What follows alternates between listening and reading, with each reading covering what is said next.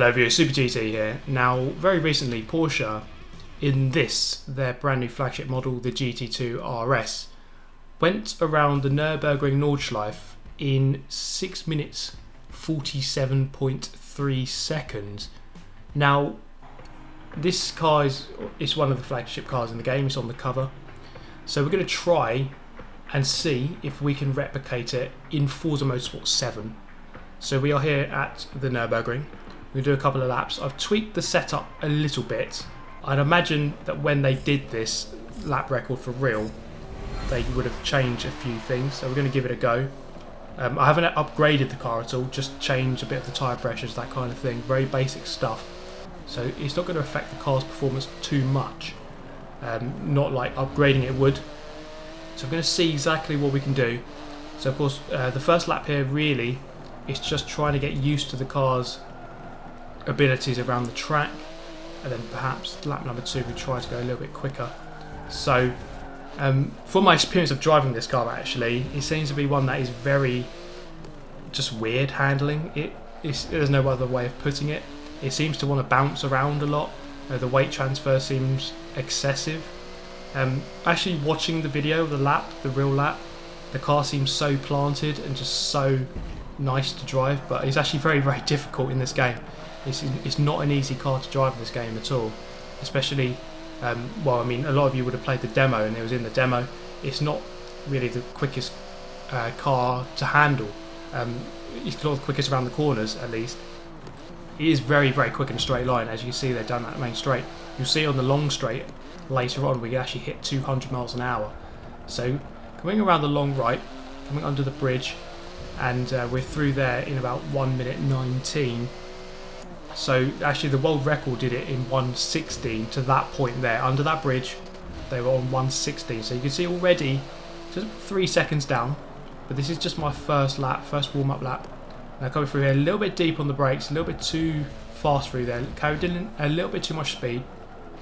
So there's time to be gained for sure on the next lap. So maximising the track width on the outside. Now we're coming up to 2 very fast right-hand corners. Or the first one is a lot quicker than the second, at least. So this one can be very deceiving on the entry. Throw it in, actually grips there very nicely through the very high-speed corners. It does feel very nice. I think the hard part in this car is the direction changes. When you've got to get a lot of weight transfer, the car does seem to bounce around quite a lot. It's actually very hard to tune that out exactly. It's really hard to tune this car to get it to do exactly what you want, in my experience at least anyway. Perhaps I'm not the best tuner in the world, but I did give it a go. So coming into a very slow set of corners here, so just braking on entry and then braking again into the very slow left through there nicely, and then a very tricky kink to the right. It can be easy to put on your throttle too early and the car will just drift wide. Now this car does actually do that quite a lot. If you put on the throttle too early, it will just straighten itself out. It's got so much power. It wants to straighten itself out and just go towards the outside very quickly. So you do have to be very, very diligent on the accelerator pedal. You have to be very, very patient indeed. A very fast kick to the left before we take a very medium speed corner to the right. Now this kind of sets us up for the first, or the very long middle straight section. Now it's not completely straight, the section, but it is pretty much in most cars flat out in terms of speed. So we're going to try and go through here flat out if we can. So you can see that the car really trying to bounce out a lot. You see the front wheels lifting. Now this is not something new to Forza. Playing Forza 6 in many of the Porsches, because of the engine placement, the rear wheels do want to be planted, and then the front ones do want to come up. So you do have to try and manage that as best you can. A little bit wide through there, but we're just about keeping it on the track, and we have one more corner to do before we get to the carousel. Now another marker that we want to reference ourselves to is that in the world record lap, they were coming out of the carousel on 4 minutes. See, my lap time is 4 minutes now as I'm entering the carousel.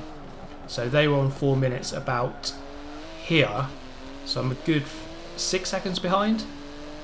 So it's really hard to say if that 6:47 is actually doable.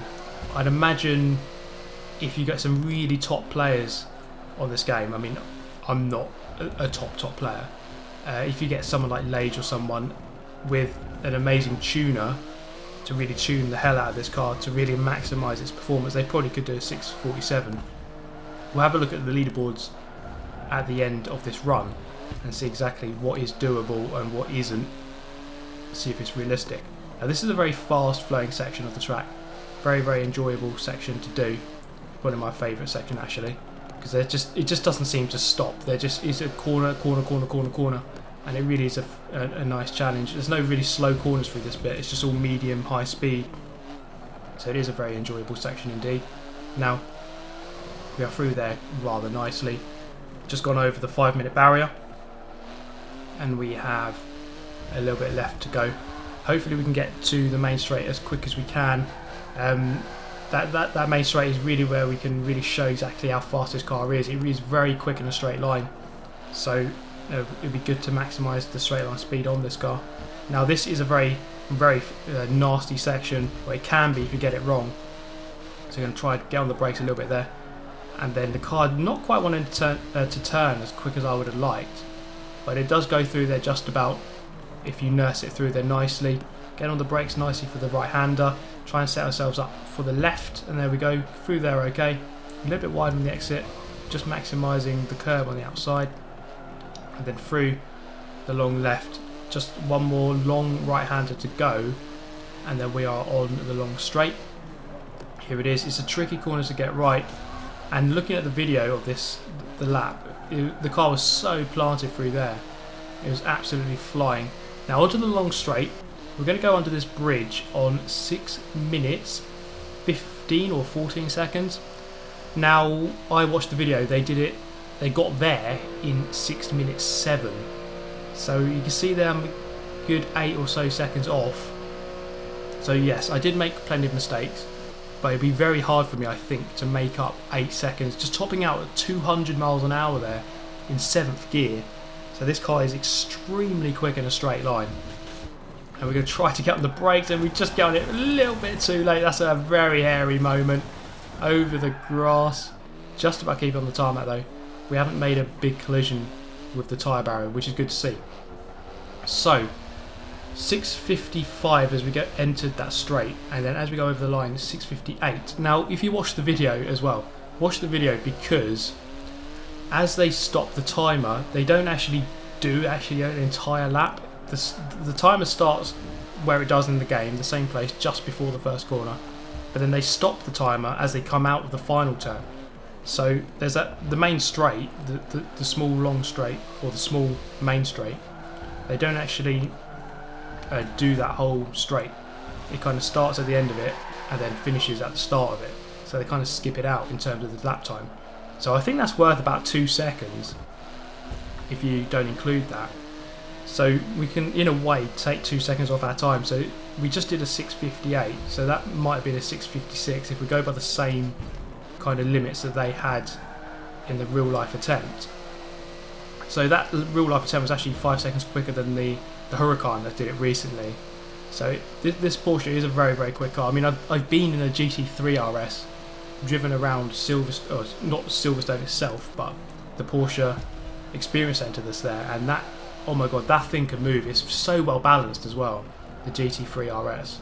It's absolutely beautiful to drive, and yeah, I'd imagine the GT2 RS is actually very quick in a straight line, a lot quicker in the line actually, but the balancing seems to be off in this game. It just seems to be all over the place, at least in stock form, which we are doing here, no upgrades. So we're trying to maximise, or trying to replicate the real life attempt as best we can. It did also run in real life with road legal tyres. They didn't change to racing tyres. They just use them, I think it's Michelin Cup Sport 2s. So those are road legal tyres, and we are just going to go with the same on this game. Obviously you can't choose Michelin specifically on this game, but you can just choose like normal street tyres, which is what we've gone for here, or road tyres. So we are 9 minutes into this run, just gone past the 2 minute barrier on this lap. We're going to try to get past the carousel in 4 minutes if we can. That's a good marker to try and beat. So we're going to come downhill. So kind of a triple apex right hander here can be tricky to get right, but you do just need to be very patient through there, and then into the little chicane at the bottom of the hill. So again on the brakes are very good in this car, as long as you use them at the right time, of course, as I didn't at the end of lap number 1. So there's definitely time to be gained from that previous lap. I have made a mistake on this lap already, a couple of corners ago, so that would have lost me a little bit of time. Now onto this tricky right-hander. It's a difficult one, that one. Can be misleading. You can go in a lot earlier than you think and get on the accelerator a lot earlier than you think. So coming through here, the fast kink to the left, 3 minutes as we go through there, then into the right. So I'm still about 4 tenths up on my previous lap. There's not too much speed to be gained really from a flying lap, because the start line is basically on the first corner, so you're normally braking for it already as you go into there. So there's not actually a huge amount of time to be gained from that, from a flying lap. Now going through there, you see again the front wheels wanting to lift off the ground, almost killing me. This car really is, it's very savage, you know. If you get it wrong, it will kill you, it will punish you. So coming through here, actually getting on the brakes just at the exact right moment, flying through there very nicely indeed, into a fast kink to the right, just about keeping 2 wheels on the track. We managed to rescue that situation. Now coming up to the carousel, we're on 350 right now. How quickly can we do it? Running a little bit wide there, getting on the accelerator a little bit too early. It's going to be 4 minutes as we just enter, or about a third of the way through the carousel, and on the exit 4 minutes 5. So still close, but not quite close enough. Still about 5 seconds off the real life limit. It'd be nice to get a clean lap, but it's not going to happen now. Look at that, we've made another big error. So that's going to lose me time, but it's not over yet, because we could still definitely gain some time back. We did make some big errors on lap number 1, especially at the very end of the lap, so it's not completely over. So I'm just 4 tenths down now on my previous lap, but it isn't over by any means. We still have that last corner mistake to try and rectify and hopefully gain some time. Now it's going to be a dirty lap, of course, but that's only because I've lost time, so it's not really helped me at all. So we're not going to worry about that. 6:58 to beat. That's our best lap so far. So 11 seconds off the real life limit, or the real life attempt. But as I said earlier, it'd be interesting to know what the best driver in Forza could do around here in this car. Be very interesting to see. So not long left to go, about a minute and a half, and then we are done. So coming down into a very fearsome right-hander, it's got a very big dip just as you go in here, very big dip. You kind of have to be very careful on that, because the weight of the car will change as you go over that dip, as will the braking performance. And coming downhill here, this is a very fearsome corner. I'm going to go flying in. I haven't braked as much as I did on the previous lap. Over the curb, it's just going to bite, and I'm just going to have a trip into the wall. Oh my god, scary moment. I actually lose my wing.